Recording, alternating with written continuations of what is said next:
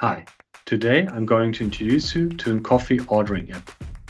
This time we use the cloud backend from SAP Build Apps and not a HANA database. Here we see the ordering app. You can fill out your order with name, organization, drink, milk, sugar.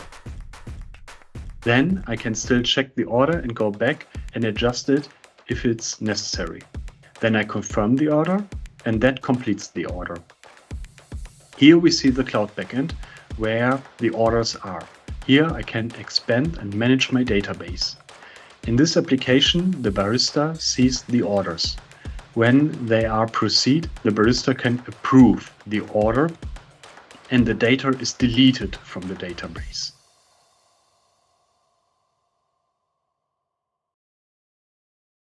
Now I will show you how I built the first app. I used input fields, drop-down fields, as well as a slider and a text field to display the slider. There you enter the information for the order.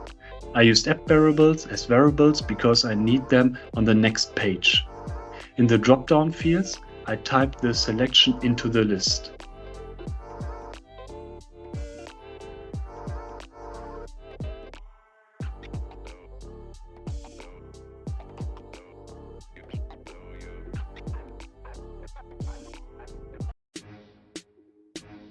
The slider has depths from 0 to 5 and also app variable.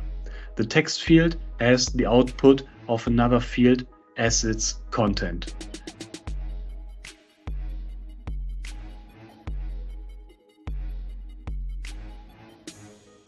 The button for review is only there to change the page to the next one. On the second page, you can see the advantage of app variables. They simply show the value I entered before and nothing more. The submit button is essential here to transfer the data to the database. This is done with create record, set data variable, and finally the button opens the last page where the order is confirmed. With create record, you have to assign the values once yourself. On the third page, there is only a text with the confirmation.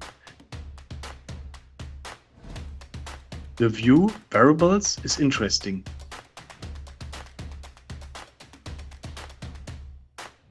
Here the app variables are created and the data variable.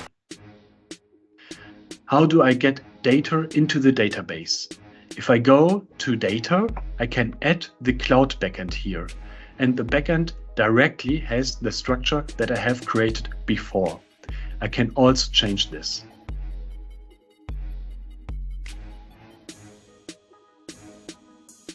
I hope you liked the first part of the coffee ordering app. Have fun by developing and see you next time. Bye.